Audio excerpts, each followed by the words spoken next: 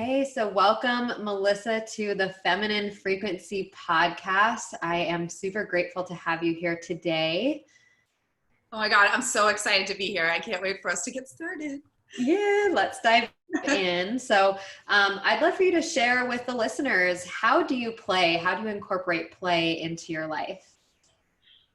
Well, it's fascinating because you know this. I started off playing a lot and then lost my play and had to come back to it. And one of the things that I grew up doing and always did was dance. And I stopped really dancing. And I noticed that I stopped when I got into the self-development space. I just, and we'll dive more into this, I'm sure, but all of a sudden I was just sitting there and I was like, I don't really listen to music anymore. Everything is about learning. I'm always listening to an audiobook, a podcast, there's very little fun that's happening even in the interim, like any open space. I was like, let's learn, let's grow. And, that's not a very balanced, that's not the feminine way. And I had lost, very creative. So the things that are like my way of playing is playing dress up. I love to play dress up in my closet. I used to style in New York, and I love playing with my clothes. I incorporate fashion and style and different pieces into a lot of what I do because I find it so fun and liberating, and it's such a beautiful form of self-expression. I start my mornings off. I do a little striptease out of my bed, and I put on a song and I just get right into my body, and I like Beyonce, Rihanna, whatever I'm feeling that morning. Sometimes it's like Ed Sheeran. I was like dancing with myself today and like I'm moving in my body. So yeah, playing dress up, dancing, getting into my body, whether it's alone, whether it's going to a dance class. Also culture shock, hip hop on Sundays is like one of my favorite things in San Diego to go do. Beautiful. I can definitely relate to the sense of getting really serious and always being a learner. I think that's something that many people who are in personal development can relate to, and losing that sense of play and fun. And that's the point in personal development in the first place, is to experience more joy and more freedom. And sometimes it can, if we're not paying attention to it, it can actually suck the joy again out of it, right? Mike, it's so funny. I was just sitting next to a girl yesterday, and I was a guest at my friend's retreat, and she was really upset because she's like, I thought I wanted to be a coach. And once I started in the self-development world, she's like, the past 10 years, I haven't had fun. Like she did like a decade in review. She was like, I don't, and I was like, I just want to tell you, like her name was Erin. I was like, it's really common because you start getting into this world and then you just want to keep investing in healers and coaches and programs. And it's all beautiful because you're evolving, but it has to balance out, not from a place like, cause I did that mistake myself, and I started investing in my brokenness instead of in my wholeness. And I didn't realize it, but I was like, everything all of a sudden needed to be, I need to fix me because there's something wrong with me. I need to fix and I was living in the past and bringing it into the present and making it create my future, which wasn't very much fun because then my future would come and it was just more healing.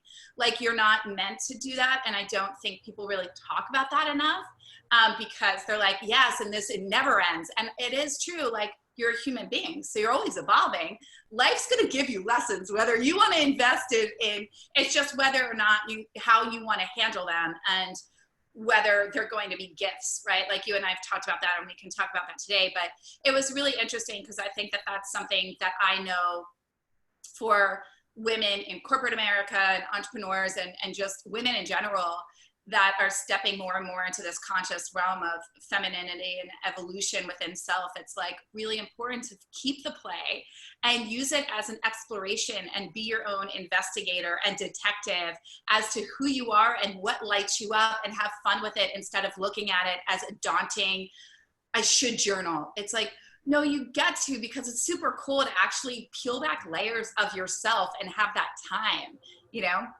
Yeah, I was having this conversation with some of my clients, and when they get overwhelmed and super busy and there's a lot going on, a lot of times they'll drop their meditation practice or drop their journaling, and then they'll start to should on themselves of, I should be journaling and I should be doing this. And then there's this whole layer of guilt of, now I'm overwhelmed and I'm not doing my practices. And now I'm judging myself for not doing my practices. Yeah. And then what does that do? So the point in all of these practices is that they get to light you up, that it should feel good. And that's the only place where I will use a should. Like, it gets to feel good. It doesn't have to be a chore or work. And there are times for introspection, and there are times where we can go deep and be like, oh, I get to look at that thing that's not working for me, but from a place of curiosity, right? Yeah. And I think that, like, for women, like, God, we're so hard on ourselves. And we love to find other ways to find fault within ourselves. I think that's why we love identities and all of these quizzes to know, and I even have a quiz on my website, right? Like, it's like, we love to identify, to put ourselves in boxes so that we actually can go, oh, there's nothing wrong with me. But then what's fascinating is we're the ones making ourselves wrong. And I always say, like, I want to go back and give every woman a lobotomy and just be like, you can be, do, have anything you desire. It is meant for you because you desire it. Plain and simple. You don't have to work hard for it. You don't have to work for it. You don't have to struggle. It gets to be easy. Like, everything gets to be easy. Just the simple words of, I let it be easy. I let go, because there's so much, especially as women and coming into this era, where we're like grasping so tight at control for fear of letting go. And that control is actually restricting the universe from giving you the very things that you want. And then you're going, well, why isn't it happening? And why isn't it easier? And it feels so exhausting. It's like, okay, so let's open that up. But in order to open that up, you actually have to surrender like, especially coming from that space of playing when I started my business and going heavy into the masculine, was, surrender to me and a lot of feminine qualities I saw as like weak. The feminine means like, oh, I'm just sitting back and I'm not doing anything. Or what is this, like, flow, like things are just supposed to come to me. Or surrender, like I have to give up who I am, and that was something for me that a big thing was like, no, like, I don't want to lose my identity in anything.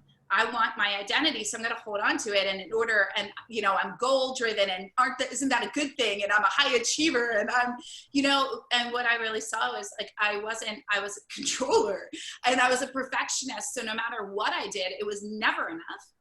And it was never going to be good enough. The weight on the scale was never going to be good enough, because then I'd say, well, but my butt's too saggy, or this or that, right? And I'd make so much money, but then I didn't even allow myself to enjoy the growth and the success, because I was like, yeah, but I'm still not here.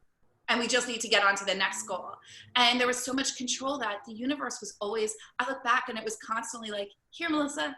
And then I'm like, oh, I can't see that, because we can only see my path, and it's just like, just speaking to all women, like, I'm like, oh my gosh, if I could talk to myself 10 years ago, I'd be like, you are worthy and deserving of it now, because you are, like, just because you're you, like, it is our divine right. Like, it is your divine right. You were born, and any desire that you have in your heart, whether it's love, whether it's being your ideal body weight, whether it's, the success, whether it's wanting to have it all, like, you deserve to get to have it all.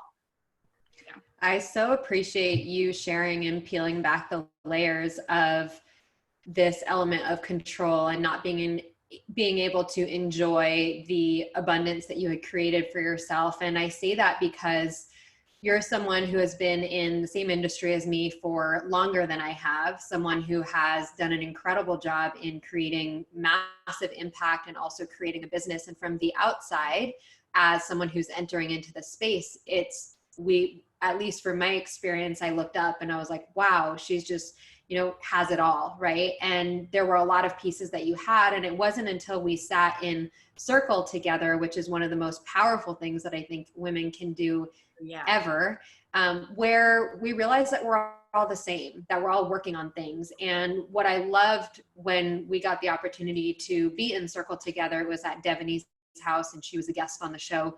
I believe last week we had her on the show as well. And Um, I got to see this part of you of really releasing the masculine and surrendering, and you were going through some health stuff and making some changes in your business. So for me, what that allowed me to be reminded of is that we're all human and that we're all in this learning process and learning journey, and that we can all learn from each other. And it really allowed me to see like that softer side of you. So I would love for you to share more about what in your life, maybe in the last, just in general on your journey, what has led you to this space of surrendering?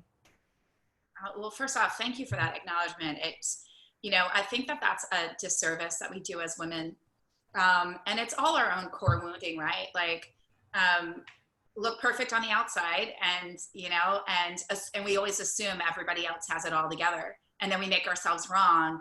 And social media is not helping with this, with the comparison game and the Instagram life and the Facebook life. It's a blessing. We get to connect on social media, but it's also, I think for the worthiness of women in the comparison game, that's a whole other conversation. But I just want to say thank you, because I think as women, it's important for us to actually show who we really are and share, and let that down. And that was my thing, right? Like my mom, she always looked perfect. She never let you know what was really going on, brush everything under the carpet. That's how her mother raised her, the Italian way, and it's breaking that lineage and just going like, that's actually not serving my mission, and it's not going to serve my children or the other women in my world that I want to make an impact for. And I get to break that and heal that for my mom, and so on. So thank you for that reflection. Okay, wait, you have to, so the question you asked was Surrendering. What led you to the lessons of surrendering? So, well, I was brought to my knees, and this is one of the things I'm so passionate about sharing with women, that my prayer is that no one has to have an illness come upon them or something that brings them to their knees. I've chosen, as I say it, to awaken to a better way and of doing things, and a way to live your life fully. I ended up getting diagnosed with thyroid cancer, and I got diagnosed through one of the things that, before we even started this podcast, I was just saying, one of the foundational pieces in my life was overcoming emotional eating and disordered eating. And that all stems, it's never about the food. And it was never about the weight. It was a lack of relationship with myself, and not really loving me, and being afraid that if people saw the real me, they wouldn't like what they saw. And so, I brought and went on that healing journey. And then that's where, my business, the foundation, started. However, in ties with that, I was building a business, and I was helping all of these women have these epic transformations. And I wasn't really happy. And I'm hoping women can relate to this. I was filled up by helping fill up other people. So all the women that have children and their spouses, and just no matter what your career is, I hid behind my career. I was so full with that, but my life was not. And I really wasn't. I was doing what's deemed as self-care. I was getting the massages and the nails done, but while I was doing it, I was on my phone, and it was more like another thing to check off than actually being connected. One of the things that I learned throughout my own healing with my body was how to really connect in. And here, I'm intuitive and all of that. And I got this intuitive guidance that kept saying, get your throat checked, get your throat checked. And I waited on this like 3 years.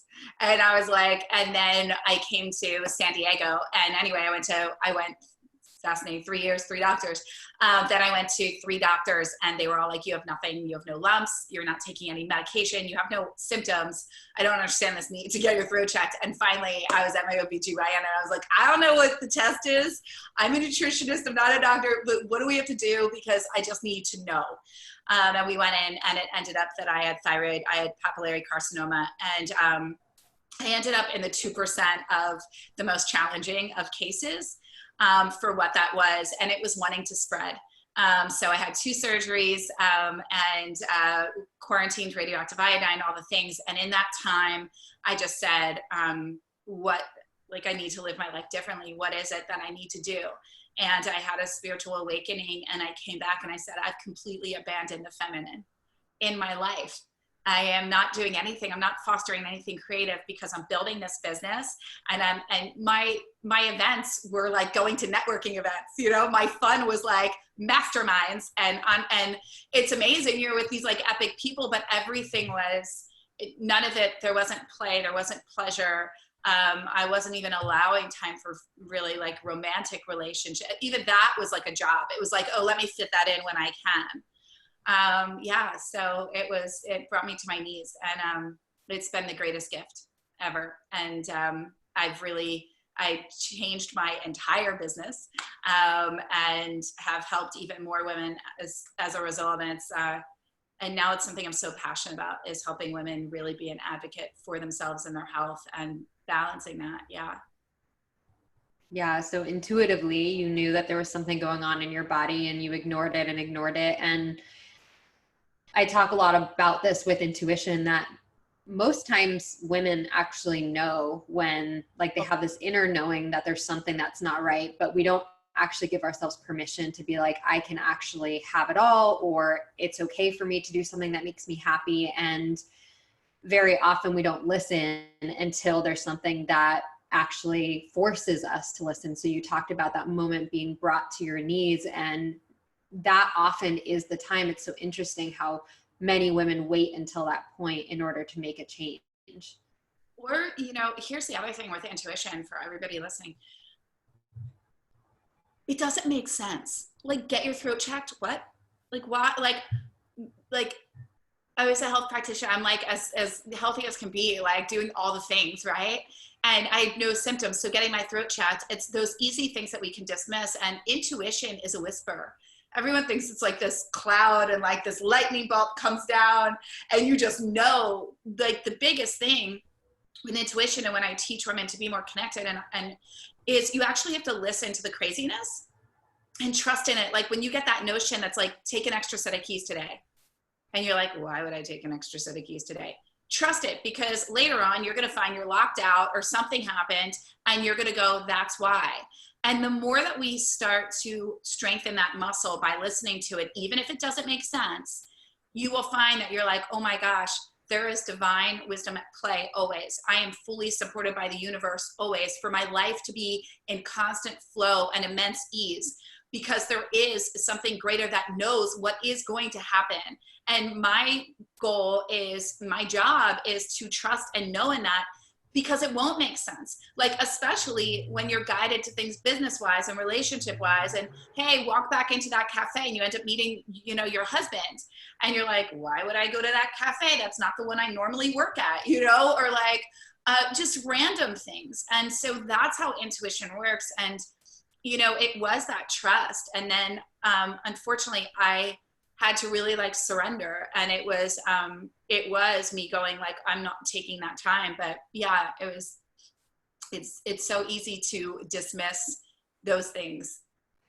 Yeah. And you recently got a little message from the universe somehow that you're being called to move somewhere else. So what was that? How long do you feel like you've been getting that message to like move to LA or to move out of San Diego?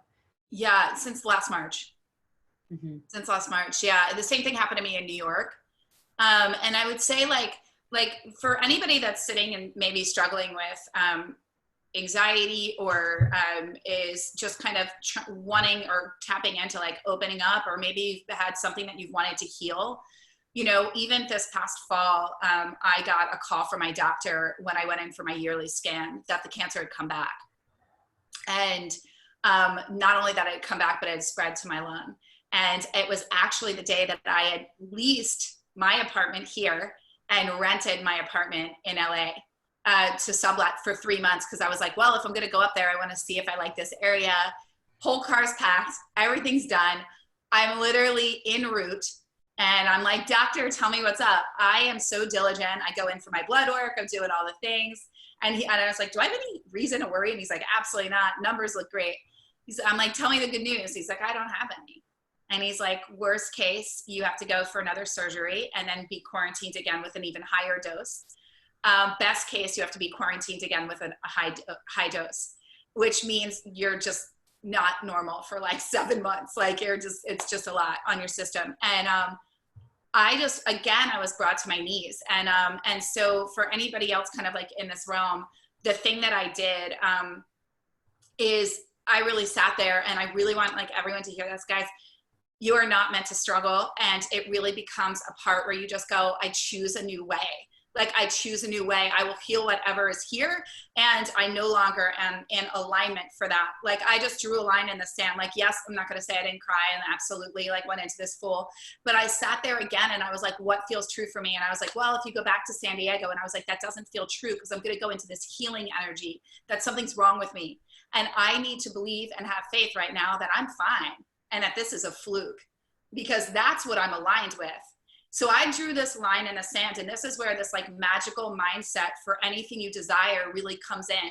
I drew a line in the sand. I got very clear, and I said, I don't want anybody that's not going to believe what I'm choosing to believe in my scope. So I made my pool of people very small. I said, for a miracle mindset, what do you need? You need to be happy. Anybody that's ever healed from anything in their life, they choose happiness. They see themselves as healed and whole, and they don't give it any negative energy. They don't give it any fear-based energy, and they keep turning it over. I'm a master hypnotherapist and do energy work. So I was like, I did a hypnosis on myself 3 times a day. I went in, I did prayer, I did journaling, but I focused and told myself multiple times all throughout the day, I'm a miracle, I'm whole, I'm healed, I'm healthy. I'm a miracle, I'm a miracle, I'm a miracle. And I was like, and I'm a yes to life. And I sat there and I was like, I'm a yes to life. I'm an example of a woman that can have it all. And I will be a miracle and show every woman that they can overcome and surpass their own limitations, because we are in fact limitless. It's all what our belief systems are around. And I'm not saying I'm a doctor. I'm not saying that don't believe in medicine. I think things have its place. I just drew a line in the sand and became a vibrational match for what I believed I was worthy and deserving of. And I sat there and I was like, God, I did all the healing. I did all the things. I've shared my story. I'm here to help. And this is not my truth. And I'm on the other side of this. Like I'm on the other side. And 2 months I had to sit in uncertainty, which is what faith is, right? Like there is nothing showing you that what you believe is actually possible. And I just kept saying it. And again, I that's all I lived into. And I did a PET CT scan. They couldn't find anything. I went to 3 doctors and they were like, you are completely fine. There is nothing here. I'm not sure. And I'll talk to you in a year. And I just firmly believe that you can apply those same principles to money, to your housing situation, to love, to a new job. It all comes down to the beliefs and the energy and the vibrational match of like really sitting there and going, this is what I'm committed to creating. And we all have that as divine beings. And so intuitively, like you were any of your desires, they're meant for you. If you know something, no matter how crazy it may sound to other people, keep it to yourself. Keep your dreams and desires to you until they manifest into form, and then let other people know how you did it. Amazing. So you just shared such a powerful example, like probably one of the most powerful examples that can be shown of using your mindset, using your faith for healing. And in a situation where most people go down the fear path and make it mean something, which is quote unquote normal, because that's what we're taught, is that cancer is bad. Cancer means that you're on your way to dying. Cancer is like the most horrible diagnosis, which in a lot of cases it is. And you used it to now transmute it into teaching these miracle mindset and energy practices to thousands of women, right? So thank you for being such a beautiful example. And like in one of the most extreme circumstances, being able to really show what's possible. Yeah. And God, I also want to say, like, it's not that I didn't freak out. It's not that I didn't bawl my eyes out for 3 days. Like when I say I was on my hands and knees in a hotel room, because there was so much more bad stuff that happened right after that, to the point where I was like, seriously, like, is my life, like, what is going on here? And it was like a trifecta of like, not bad, but just like things that were, I was just like, I don't understand. I thought I'm in alignment with what I'm supposed to be doing, because I very much trust in those and take those faith-based steps, like go to LA, this is what you're doing, blah, blah, blah. And And that's the thing. That's what, like, life, sometimes we just have to keep going. I'm still holding the faith, right? I'm holding the faith. And I think that that's, like, again, like, I've seen this work, you know, when I do this with weight loss and my clients, like, I'm like, it's holding the faith, it's knowing, it's repeating, you have the body now. That's something that people miss a lot. They always talk about it being in the future, like, I'm getting the money in a month. It's like, no, you've got the money now. You've got the clients now. You've got the new job now. You've got the weight loss now. Like, you are good now. And we need to, and I see women continually feeding their old stories. And your stories, you know, we have, I mean, even Joe Dispenza really talks about this in such a scientific space around how we have 90% of negative thoughts and stories, words exactly on repeat over and over and over again. You know how they always say we have like 80,000 thoughts on repeat, 60,000 of them are negative.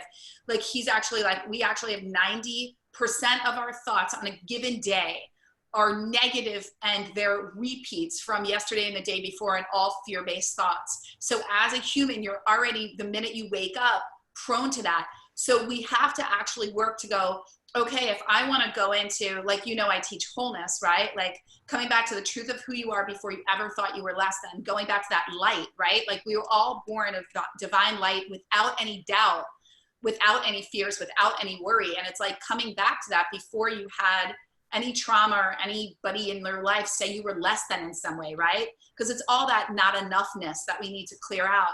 So in the morning, like you and I have talked about this, like, it's sitting there and going, how and what am I going to do to reprogram myself for the woman and the identity that I choose for myself, for who I choose to be?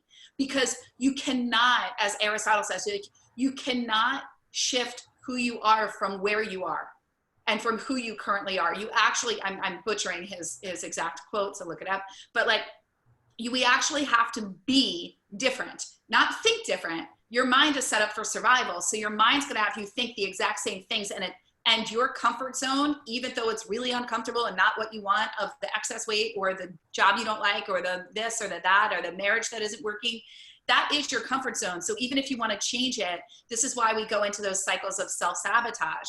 And then we get upset with ourselves and we're like, why is my body like on autopilot? I'm watching myself do these things that are like not what I want at all. Like, I just said I was going to save money and now I'm buying clothes. Like, I just said I'm not drinking and then I'm out having a glass of wine. Like, you're right. Like, we do all these things, but it's because we actually have to shift the identity, and shifting the identity is uncomfortable until it's cemented in. And that's where that like 40-day window where we have to catch ourselves. And that's why I think like meditation, journaling, but like most of all, getting yourself fresh in the morning and being intentional in what you're creating and what you're telling yourself you can believe is possible. What is one practice that someone who maybe is used to being in their logical mind and having everything calculated and is used to being in that safe zone, to shift into the space of faith and belief and seeing themselves as their future selves as if it's happening right now? You talked about something that you can do in the morning. So what is one practice that someone who's listening to this, who either is new to looking at like, how can I take this leap of faith, or how can I start to think in this way? What's something that you would like to share with them? Can I give 3? You can give as many as you want. Can we tell? I like it's the Trinity. Yeah. Like, it's fun. So first and foremost, write your future story. And write your future story in the present tense. Oh my God, I'm so grateful that I'm now, the CEO of blah, blah, blah. And my kids they're thriving, and my husband and I have this epic love, and sex has never been better. And like, my body feels so good, and I'm aging backwards, and we have the house of our dreams, and I got this raise unexpectedly. Like, you write out everything. I don't care what you're sitting there going, like, it gets to be fun, right? So if you notice, this is not meant to be in the realistic reality of your current experience, because ladies, your current experience is just, it's not even, it's a facade. If you want it to be different, you get to make it different. You can just go, this is just a temporary backdrop, right, of my life. Like, this is not my house. Like, my house, actually, I'm going to walk in, it's going to be 3 stories and it's going to be this. Like, you get to create. The mind doesn't know the difference between a dream and reality. So the more you feed your mind the dream, it will become your reality. So what I like to have my clients do is write out their future story in the present tense. Feel it. It should bring a smile to your face as you're writing it. Then you're actually going to create a voice note in your phone. And you're going to write my life. You're going to title it My Life Now. And you're going at the end of each statement, it's like, I'm so happy and grateful that I have my amazing husband now. And he loves me and treats me like a queen now. And he blah, blah, blah, blah, now. You're going to say all of this. And you're going to listen to it every morning, first thing when you wake up. And you're going to wake up and say to yourself, oh my God, today is the best day of my life. And you're going to press play and you're going to go about and do your coffee and all the other things, whatever you do in the morning, you brush your teeth, okay. So that's 1. 2, I want you to actually have an anthem song of your future self that evokes your future self that you're going to dance and play with. That's really like in the realm of what Amy teaches here, right? So I want you to have a song where you're just like, this is my badass. And if I was walking down a runway or stepping into like whatever, this is what brings out this smile.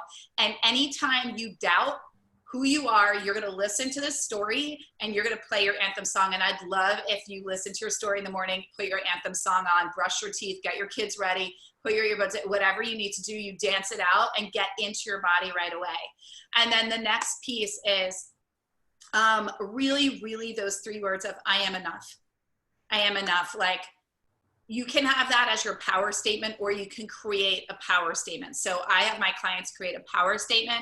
I like to just give people one, like, I am enough. I am perfect exactly as I am now, worthy and deserving of everything I desire and so much more. A great power statement. I am a confident, successful, wealthy, worthy woman. I am a confident, successful, wealthy, worthy woman. You're going to repeat your power statement 25 times. You don't have to, you can do it in the mirror in the morning. You can do it throughout your day. Just do it 25 times. So you've got a 25 times power statement, your anthem song, and your future story. So much wisdom and really specific, tangible actions that people can take. And I want to share with anyone who's listening that your life cannot change by just listening and feeling inspired to Melissa right now. Like, you actually have to take at least one of those things, if not all 3, and do it. Like, do it today, do it tomorrow, and get it going, because listening to podcasts is inspiring. It makes you feel good in the moment. There's a lot of inspiration and wisdom and motivation, but the action and the embodiment of what we're teaching here is the only way that your life is going to change. So I really want to emphasize that you can have as many tools that you want. There's so many tools available, but putting it into action is what's going to actually change your life. It's so true. It's so true. Awesome. And those are really, really simple ways to do that. And Melissa, for people who want to get more support from you or want to learn what you're up to, what do you have coming up and how can they get in touch with you? Yeah. Okay. I'm so excited about this. We have our Love Your Body, Lose the Weight 7-day extravaganza. It's the 3-day challenge, 4-part live stream starting March 16th through the 22nd. And it's just all goodness. So if you're vibing with like me, the energy, the mindset, whether you have 5 pounds to lose, no weight, or a lot of weight to lose, it's really about connecting to your body, trusting yourself, believing in miracles, opening up to the energy, and recognizing that food is energy as well.